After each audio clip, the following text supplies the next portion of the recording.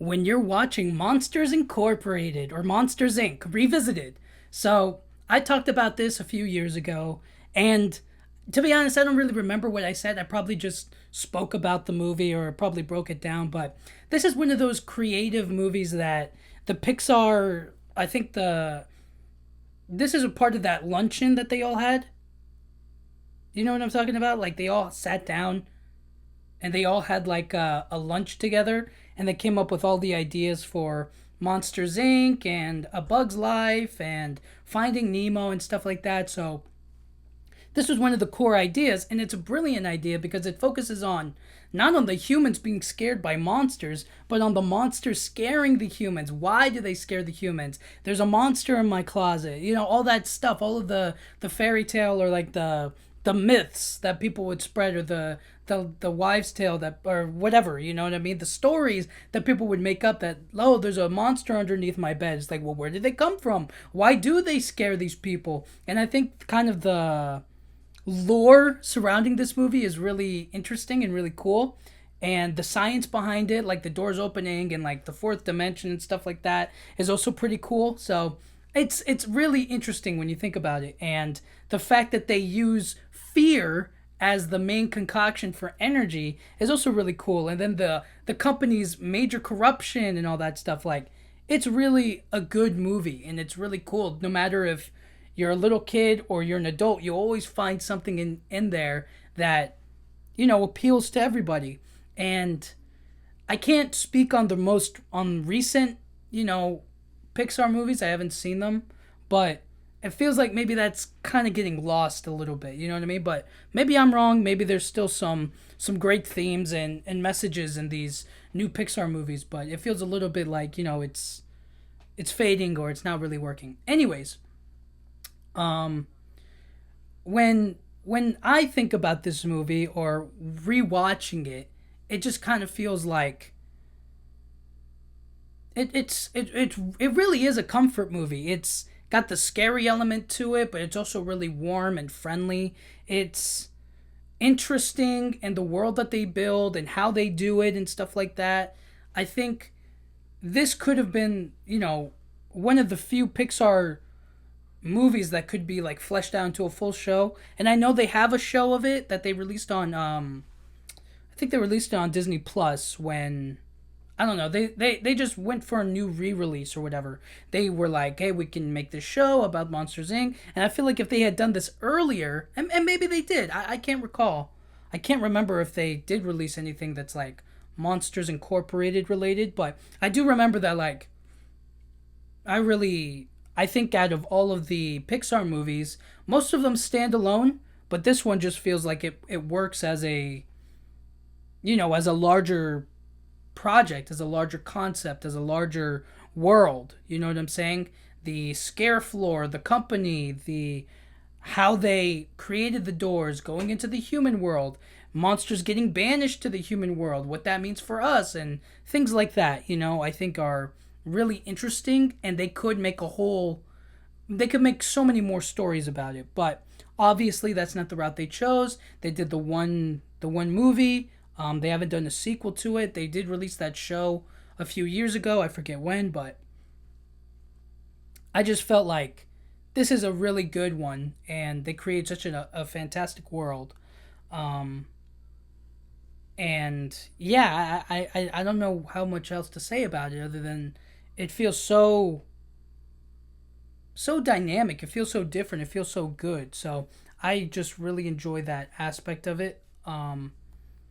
Let me think. What else is there? I mean, the characters are fun. They're colorful. It's bright. It's comedic. Um, Let me think. What else is there? I mean, it's cool because we see things from the monster's perspective. You know what I'm saying? We see it from their eyes. They're also just as terrified of us as we are of them. You know, and we realize that we recognize that, and I think that's really really cool. Um, but something that but you know something that kind of gets like thrown under or like doesn't really get acknowledged all that much is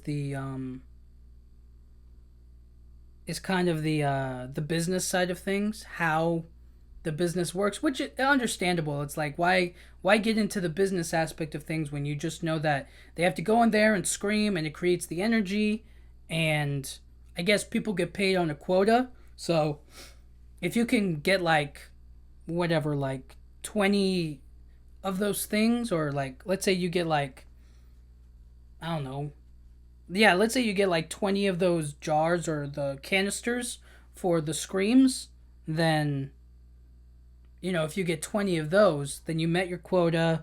You get paid like a salary or a lump sum. You can kind of just make it up as you go. You know what I mean? And I don't know if it's hourly or if it's how many screams you get, but that's the interesting part, right? That I think is the mystery behind it. But anyways, this movie is a comfort movie. It's really comforting because if you're how I mean, it's comforting because it's just you see Boo being embraced by Sully and Mike. You see how they grow affectionate of one another, and how this little girl is like, she's not scared of these monsters, and being scared of something is taught. It's not something you're innately born with. You know what I mean? It's like when those babies are they have like this video of babies crawling around and grabbing snakes by the head or by the neck, or like they're just playing with them. They're just like casually, they're not afraid of them. They're not scared. They're not like, I'm going to get bitten. I'm going to get poisoned. They don't have that fear instilled in them. So they're not afraid of the snakes. They're like, oh, let me see what this is. Let me play with it. Let me pick it up. Let me bite it. Let me lick it. Let me do this. Let me do that. You know what I mean? Like they're not scared of it. And the same with Boo. She's not scared of Sully. She's not scared of Mike, right?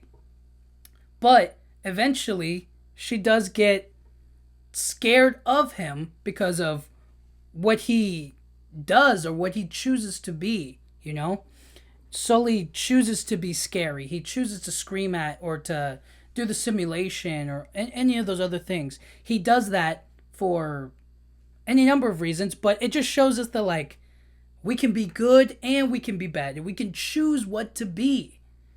And so, in that story, in all of that, it just releases this kind of like, this feeling of protection and comfort, and especially for children, of like, we have to take care of them, and especially now more than ever, you know what I'm saying? He's talking to Water News and he's being like, but kidnapping children? Like, are we out of our minds here? Like, this just doesn't work. And I think that's where things kind of go into the real world, you know what I'm saying? It kind of feels like that.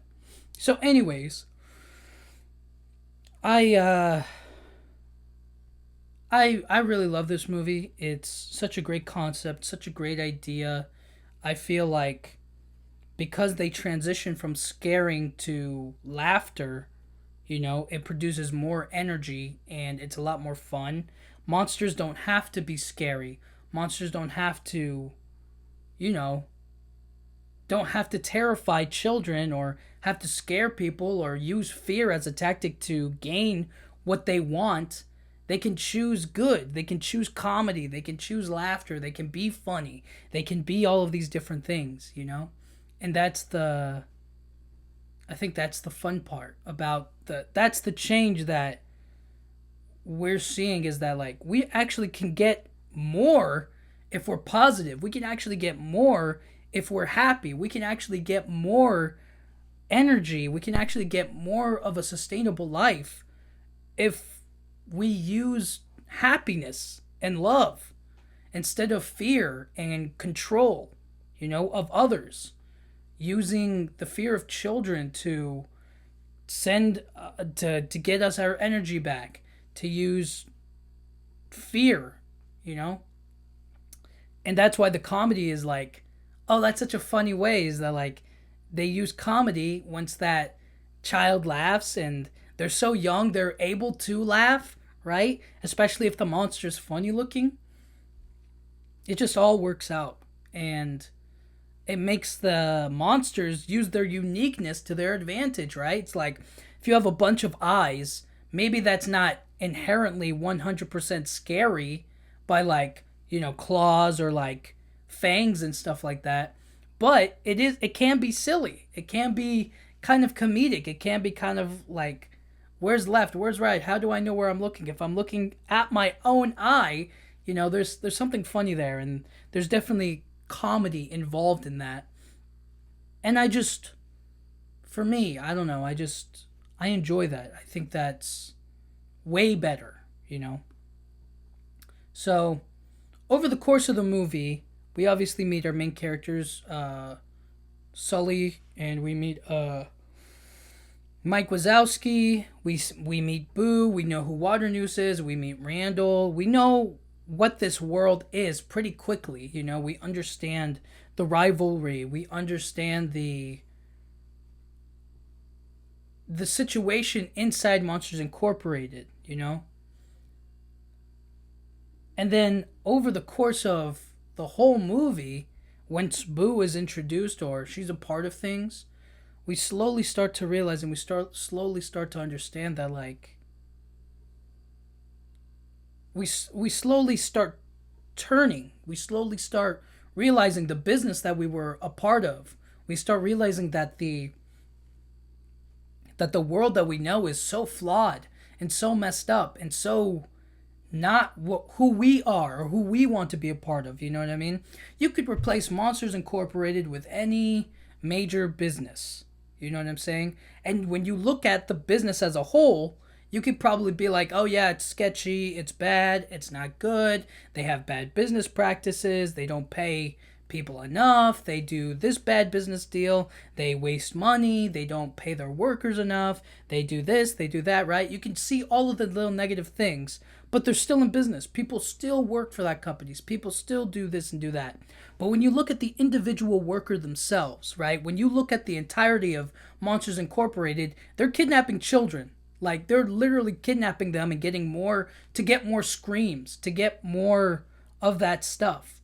To get more out of them, right? But when we look at Sully all by himself, when we look at Sully and what he's doing, when we look at how he lives his life and how he actually cares about Boo, he cares about Mike Wazowski, he cares about his friends, like we see through his eyes and we feel it that man, it's not about the business. The company can go down for all he cares.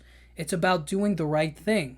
And so you could do the same thing for any employee working anywhere. Is that like the individual employee just wants to work, wants to contribute, wants to be a part of something good. You know what I'm saying? And they themselves are not the bad guy. It's the company themselves and the business practices and capitalism. It all comes with these strings attached, It all comes with these ties that make you feel like I have to do this in order to gain, in order to win. And it comes at the cost of, morality. And we see that upholding the status quo or doing what, Sully screams at that fake kid at the demonstration, but we see that like he's willing to become that, or he's willing to choose the monster within him, to appease others, for the business, for I guess the monster world as a whole, But when he sees the damage done on Boo's face, how terrified she is of him, how scared she is of him, how him doing that, acting that way is so scary to her, he starts to look within himself and he sees the like, who am I? Why am I like that? How come she's scared of me? And he doesn't fully get it that he just doesn't fully understand that it's like, man, it's so frightening to be on the other side of it. I did what I had to do to get energy, and I was the best to do it. You got to keep in mind, Sully's the scream scarer record. He broke the scarer record. That means he scared more kids than anybody else put together, and he's the best at it. He's so good at it that any child that comes his way, he can make them feel terrified and fearful of him, you know? And so it's like he finally sees that reflection on her face. He finally sees that, like, somebody that he cares about, Boo, somebody that he sees as like so loving and so cute and adorable and just like a cute little girl, seeing her so scared and the pain, that she feels from then on, the way that she feels after that, right? Because usually he scares them, they scream, he gets out of there. He doesn't see the late nights when they're begging their mom to, like, hey, help me. I saw a monster. He screamed at me. He's not there for the aftermath. He's not there for the therapy. He's not there for the trauma. He's only there for this quick scream and then get out. I have to make this kid scream so that way I can live. So that way we can all live a good life. So that way we can get energy, you know? And the sun is right there. They could use solar energy. They could. But they choose screams. So, you kind of understand that it's like, man, this is what they choose. And then Sully, when the company fires Water News and he goes down, he gets taken down or whatever, and then Sully takes over the company, he's like, we're going to focus on laughters, we're going to focus on screams, and we don't need that big of a quota. And instead of giving these kids trauma and, fear in their lives, we give them comedy, we give them joy, we give them laughter. And when they get that, we win. It's no longer we have to get it by this means. We can get it by another means, a better means, and it's a win-win for both of us. It's really selfless giving those kids fun time, right? Giving them joy, and they get that feeling of like, oh, I made that kid laugh today. It was so funny. It was so good, and we get energy from it. And then obviously the friendship and the bond between Mike Wazowski and Sully, I think we see how and Monsters University gives them a better look into their relationship, but in this movie we see how when one person is kind of like stuck in the ways of the company and the ways of the business, he loses his friend. And vice versa, you know what I mean? It's like when you're trying to fight against the company, fight against what they know, fight against what they believe to be right, you lose friends too, And they did lose each other for a little bit. But then they came back. And they came back better. They came back stronger. They came back more understanding. And that's true friendship, is that like, yeah, we had a little bit of a bump. Yeah, we mess up. And sometimes, and this movie makes the bump like pretty quick, you know what I mean? They hit a bump and then they move on. But those bumps could be like years. You know what I'm saying? Like, you hit a bump with a friend, or you do something different, or you're going down a different road, and it's like, all right, you drift apart in other ways, right? But then something else comes up, and it's like, hold on, we're still in this together. We are still friends. We are still, like, cool with each other. Like, it doesn't have to be that way. You know what I'm saying? Does that make sense? But they make it seem so quick, you know what I mean? It makes it seem like they're back on board with each other. And I don't know, I feel like this movie really highlights a strong sense, a strong time for, like, if there was ever, somebody to, there was a way to, like, fight or go against or combat or to challenge the norm, the things that we normalize, the things that we allow, the things that are set in place, the more we start to feel like, oh, well, this is the way things are, you know what I'm saying? Like, what's it called?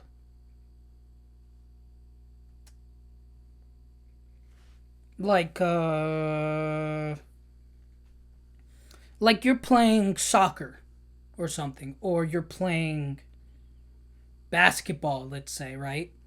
And you go, okay, so we're playing basketball, and the rules are you have to shoot the ball here or you have to shoot the ball there, right? Like they put all these rules in place and we follow them because it's like that's the structure of the game.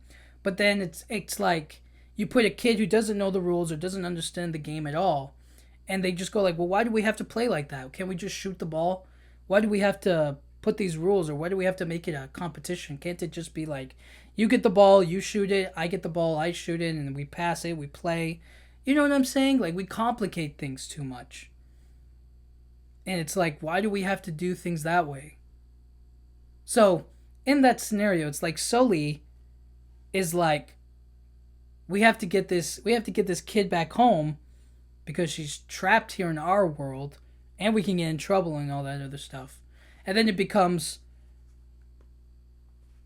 I don't know, it just slowly spirals into something more of like corruption and understanding that like these people that we're working with, these people that we work for, don't really care, you know? I don't know. I don't even know what I'm saying anymore. But overall, in conclusion, I just want to say when you're watching Monsters Incorporated, just kind of